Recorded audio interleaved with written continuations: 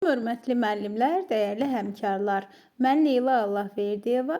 Bu günlərim sizə 8-ci sinif texnologiya kitabının 20-ci mövzusu olan un məmulatlarının hazırlanması üçün xammal və ərzaq məhsulları mövzusunun izahını verəcəm.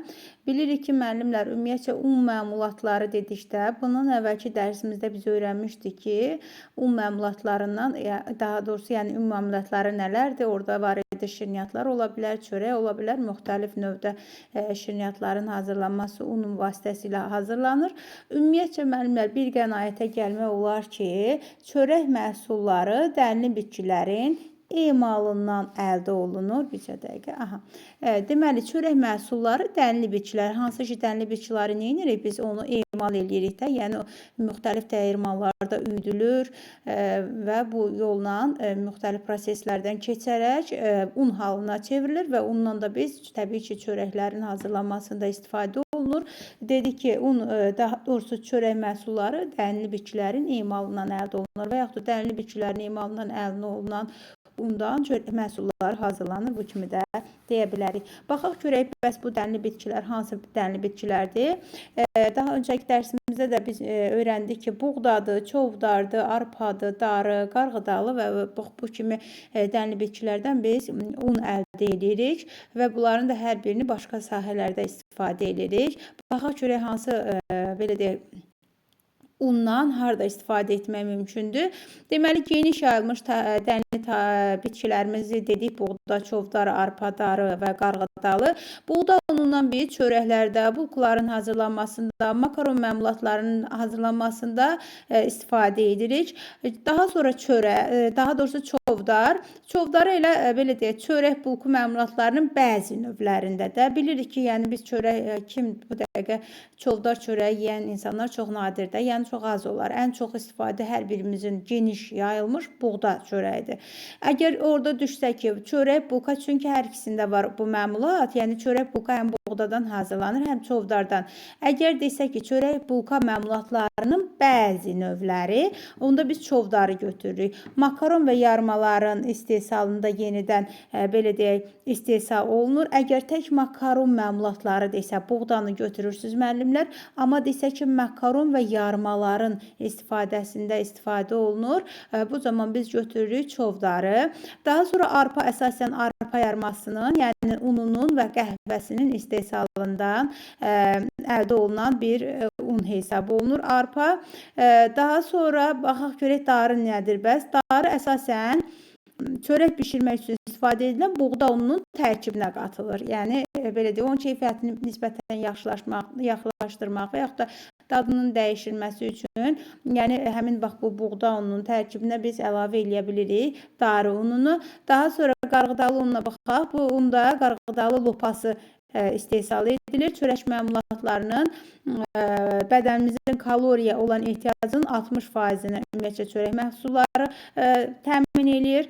Zülalla 35%, dəmir olan 50%, kalsiyuma 10 və vitamin B1-ə 50%-ni, vitamin B6-ya isə 25% olan belə deyək, tələbatımızı həmin bu çörək məhsulları ödəyir. İri dənəli bitkilərdən isə biz un və nişasta əldə edirik. Yəni, elə qarğıdalının özündən də nişasta əldə olunur. Çünki o iri dənəli, belə deyək, iri dənəli bitki hesab olunur da, yəni iri dənəli taxıl bitkisi hesab olunur və dedik ki, qarğıdaldan da un və qarğıdalı lopası kimi istifadə olunur. Daha sonra baxaq görək, un məmulatları üçün əsas xammalımız nədir? Un məmulatlarının hazırlanmasında əsas xammalımız elə unun özüdür. Ona əlavə kimi biz nə edirik? Əlavə onun tərkibini gücləndirmək üçün, enerji dəyərini artırmaq üçün, kalori dəyərini artırmaq üçün biz onlara belə deyək, müəyyən yağlardır, süddür, yumurtadır, xamadır, bu kimi məhsullar əldə edirik. Deməli, maye olaraq biz undan xəmir hazırlamaq üçün maye olaraq əsasən süd, qaymaq və sudan istifadə edirik. Süd, qaymaq və sudan. Daha sonra heyvan mənşəli yağlardan, marqarindən və yaxud da bitki tərkibli, yəni bitki yağlarından, qarğıdalı yağı, günəbaxan yağı kimi yağlardan istifadə edə bilirik. Yumurtadan istifadə edirik. Yumurtanın ağından və yaxud yaxud da ayrıca sarısından da istifadə oluna bilər. Xam adı, şəkər tozu, bal, duz, maya, kimyəvi qabartma tozları və s. Bax, bütün bu məhsullardan xəmirin hazırlanması üçün istifadə edirik. Gələk görək un nədir? Bəs un müəllimlər, şirniyyatların hazırlanması üçün biz əsasən əla və birinci növ buğda unundan istifadə edirik. Təbii ki, bu şirniyyatdırsa biz çalışırıq ki, əla və birinci növ buğda unu olsun. Yalnız bəzi məmulatlar, məsələn, pryaniklərin hazırlanmasında biz ikinci növ undan istifadə edirik. Belə yadım, bir dənə pryanikləri yadımızda saxlayırıq ki, burada ikinci növdür. Amma qalan bütün şirniyyatların əksəriyyətində biz birinci növ və əla növ unumuzdan istifadə edirik. Müxtəlif növ buğda unları fərqli yapışqanlıq dərəcəsinə malikdir. Bilirik ki, ümumiyyətcə, yəni bu dənli bitkilərin tərkibində qliseren deyilən bir maddə var ki, o bir yapışqanlıq yaradır. Elə bunun nəticəsində də biz xəmiri, yəni yoğuruq xəmir halına gətirə bilirik həmin o maddənin sayəsində. Hətta eyni növ unların da yapışqanlığının bəzən fərq müşahidə olunur. Bəzən yəqin ki, hər birimizə belə deyək, praktikamızda az da olsa rastımıza çıxıbdır ki, bəzi unlar olur ki, onu nə qədər az maye də əlavə eləsək, o belə çox yapışqanlı, duru alınır da. Amma bəzi un da olur ki, məsəl üçün yetərincə maye atanda, yəni içərisinə normal xəmir alınır. Eləsi var, çox bərk olur. Yəni bax, bu hər biri bizim istifadə etdiyimiz unun növündən asılıdır. Daha sonra yaxşı yapışqanlığa malik olan un daha çox rütubətidir. Ona görə də onda keyfiyyətli formasını saxlaya bilən un məmulatlı əldə olunur. Daha sonra baxaq görək, un nəyə görə ələmək lazımdır? Bəzən məsəl üçün keçmiş fikirlərdə, bəzən nə bilim, bəlkə də çoxunuzda bu cür olmayıb. Şəxsən mən müəyyən bir yaşıma qədər düşünmüşəm ki, unu yəqin ki, içərisində olan belə deyək, o xırda hər hansı bir yad cisimlərin onu təmizləmək üçün ələyirlər. Əslində bu da var. Yəni elə həmin o yad cisimləri xırda hər hansı bir belə deyək, taxıl qalığı ola bilər, taxıl qırıntısı ola bilər, nə bilim, nəsə də bu cür bunların da təmizlənməsi üçün ələyirik. Amma həmçinin də biz unu ələyirik, onu ələyərkən un oksigenlə zənginləşir və bu zaman o yoğurulanda daha keyfiyyətli, daha yaxşı qalxır, şişir, belə deyək, xəmir yaxşı özünü tutur. Bax, bu oksigenlə zənginləşməsi nəticəsində həmçinin də biz həmin una şəkər tozudur, süddür, sudur, bax bu kimi qidalar, daha doğrusu qida maddələri də əlavə etdikdə bu da xəmirin təsirinə, yaxşı olmasına təsir edir və xəmir belə deyək, yaxşı, həm tez acıyır xəmir, belə deyək, bu zaman əriyərkən belə deyək, yüksəkdən tökülərsən oksigenlə zənginləşdiyinə görə. Həm də əlavə etdiyimiz o qatqılara görə xəmir daha yaxşı, belə deyək, acıyır, həm də yaxşı xəmir əldə olunur, belə deyək. Daha sonra un məmulatlarının hazırlanması üçün hansı ərzaqların və məhsullardan istifadə edirik? Burada müəyyən ərzaqlarımız var ki, məsəl üçün yumurtadır, şirniyyatlar üçün bilirik ki, əvəz edilməz bir qida maddəsidir. Bu şirniyyatlara həm dad, bax bunu yadımızda saxlayırıq, yumurta şirniyyatlara həm dad, qidalılıq və məsaməlik verir. Deməli, dadını, qidalılığını və məsaməliyini verir yumurta. İstifadədən öncə nə edirik? Təbii ki, bunu biz 5-ci sinifdə də öyrənmişdik ki, yumurtaları, yəni yarım stəkan sodalı su düzəldirik. Daha doğrusu bir stəkan suya 2 xörək qaşığı soda atırıq və həmin yumurtaları yoğuruq həmin o sodalı məhlulun içərisində və yaxud da orada biz 5-ci sinifdə hətta fırça ilə də yuyulmasını məsləhət görmüşlər ki, fırça ilə yuyaq. Bu zaman nə baş verir? Yumurtanın qabıqları üzərində olan bakteriyalar məhv olur və hazırladığımız xəmirin içərisinə düşmə ehtimalı belə deyək, sıfıra yaxınlaşır. Ümumiyyətcə, əksər şirniyyatlarda nə edirik? Yumurtanın bəzən olur ki, ağını, elələri var ki, yumurtanın sadəcə sarısından istifadə olunur və bəzən də olur ki, yumurtanın sarısını biz belə deyək ki, sarısını şəkər tozu ilə möhkəm çalırıq, ağını isə başqa yerdə çalırıq ağarana qədər, daha sonra bir-birinə qatırıq. Adətən bəzən tortlar üçün biskvitlərin hazırlanmasında bu qaydadan istifadə edilir.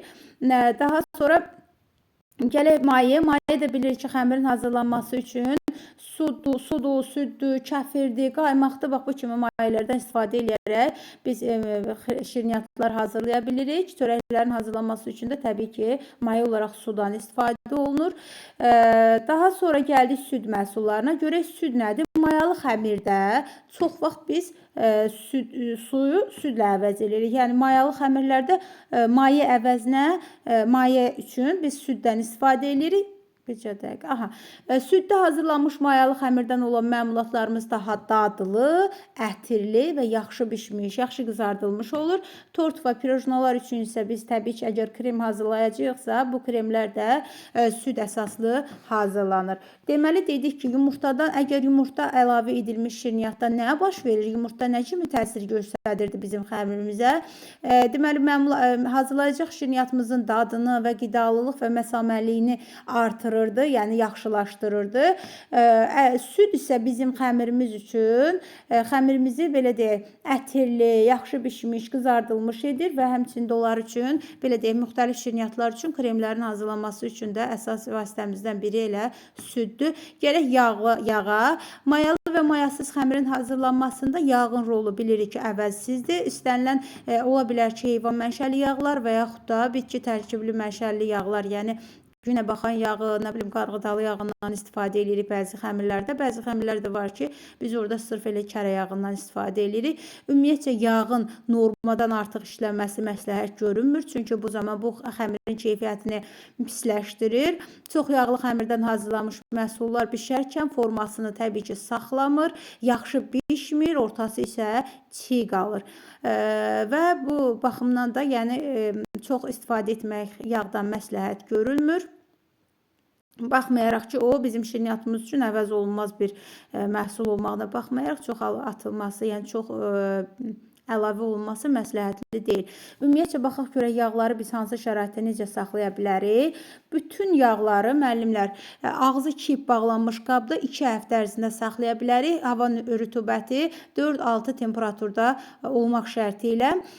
Belə ki, biz bu cür yağları bu cür saxlasaq əgər, onun havanın və işığın təsiri altında, yəni bundan aşağı belə deyək, açıq havada və yaxud da işıqlı günəş düşən havada isə yağlar bilirik ki, tez xarab olur və uzun müddətlə əgər saxlamaq istəyiriksə, onun temperaturunu biz 0 dərəcədən artıq qaldırmamalıyıq da, yəni ən aşağı dərəcədə saxlamalıyıq. Deməli, bu yadımızda qalır ki, yağları ağzı kip bağlanmış qabda 2 həftəyə qədər saxlamaq mümkündür. Havanın temperaturu isə 4-6 dərəcə olmalıdır. Belə ki, əgər yağlar havanın və yaxud da işığın təsirinə məruz qalarsa, təbii ki, onlar tez xarab olarlar. Və uzun, əgər çox da saxlanmaq istəyirsə, 0-dan artıq olmamalıdır onun saxlanılması. Mayalı və kabartma tozu əlavə edilmiş xəmirə ərinmiş kərə yağı əlavə etmək arzu olunan deyil. Ərinmiş yağ xəmirin keyfiyyətini pozur. Xəmirin rəngi bu zaman nə olur? Qaralır, ovulur və yaxşı qarışmır. Bu da miq suallarından biridir ki, bax bu nahiyə miqdə də düşmüşdü. Səhv eləmirəmsə bu ilki miq imtahanında 2025-də ki, yəni kərə yağı əgər ümumiyyətcə mayalı kabartma tozu belə deyək, mayalı və kabartma tozulu olan xəmirə, hansı ki istifadə etmişik mayadan və yaxud da kabartma tozundan, bax bu xəmirlərdə kərə yağından istifadə etmək arzu olunan deyil, çünki xəmirin keyfiyyətini pozur. Nə olur, nə baş verir bu zaman? Xəmir qaralır, ovulur və yaxşı qarışmır. Bu zaman xəmirin yoğrulması üçün ona bir qaşıq su əlavə etmək lazımdır. Duza gəldik. Duz nəyə köməklik eləyir? Mayalı xəmiri yoğurarkən mütləq duz əlavə etməliyik. Çünki duzsuz xəmirimiz bişərkən şəklini dəyişir və iştah açan dada malik olmur. Çox duzlu xəmirimiz də acımır, tez qay saxlayır və bişərkən çatlanır və bulanıq rəngli olur. Buna görə də duzun da istifadə edərkən miqdarını belə deyək, tənzimləməliyik. Şəkər tozu, şirniyyatlarda şəkər tozunu xəmiri yoğurarkən əlavə edirik. Üdülmüş şəkər tozunu isə hazır məmulatların üzərinə əlavə edirik. Bunu da hər birimiz bilirik ki, məsələn, mütəkkələrdir, müəyyən şirniyyatlardır ki, onların üzərinə biz şəkər tozu əlavə edirik. Ümumi məmulatlar üçün ədviyyatlar isə sitrus meyvələrinin qabığı, döyülmüş darçın, zirə, kakao və zəfəran, həmçinin də vanildir. Sitrus meyvələrinin qabığını biz kremə əlavə edə bilirik. Xəmir üçün hazırlanmış kremlərdə istifadə edirik. İşlətməzdən öncə qabığı yaxşı-yaxşı yuyuruq, quruduruq. Daha sonra isə sürtkəsindən keçirərək istifadə edirik. Döyülmüş darçın isə xəmirə və müxtəlif isliklərə əlavə edirik. Zirə döyülmüş və yaxud da dənəvər halda çörəyin bulkanın üzərinə səpilir. Bəzi hallarda isə xəmirə əlavə edilir. Kakao isə xəmirə, qlazura və kremə, içiliyə qatılır. Həmçinin də zəfəran əsasən şirin bulkuların və yaxud da piroqların bişirilməsində istifadə olunur. Vanil əksəriyyət şirniyyat, xəmir və kremlərinə tökülmək üçün nəzərdə tutulur. Müəllimlər, bu hissəni hər birini ayrı-ayrıqda hansı belə deyək, ədviyyat hansı işlərə yarayır və yaxud da duzdur, şəkər tozudur, yağdır. Bunlar nə kimi xəmirin tərkibinə təsir göstərir? Bunların hər biri belə deyək, hər hissəsi əzbər bilinməlidir. Çünki imtahan suallarına düşə biləcək əsas belə deyək, mövzulardan biridir.